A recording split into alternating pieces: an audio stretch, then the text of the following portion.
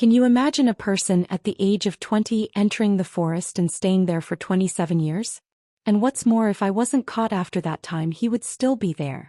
I'm talking about Christopher Knight, a man born in 1965, who decided to leave civilization and not talk to anyone, not interact with human beings for all this time.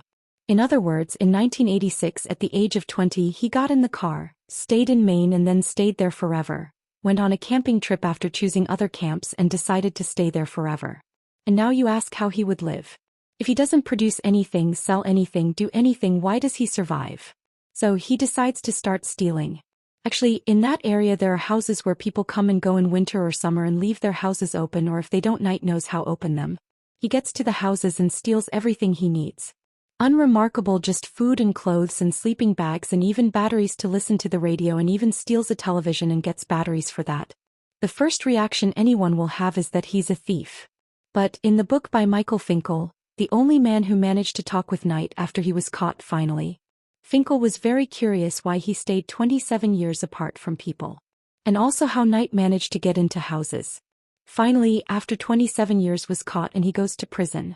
Finkel gets him to start venting and makes the book out of the world that I've read lately. The first reaction is that Knight is a thief, even if just steals only the necessary goods. Knight never wants money, only for subsisting, completely isolated. All this years Knight were called a hermit. He says he is not a hermit, but what is surprising is that he spent 27 years outside human society. Humans are social being that needs to communicate. Loneliness can drive people crazy. Let's say we could say that Knight has autism, but still, even if he had autism, he would want some contact, some security.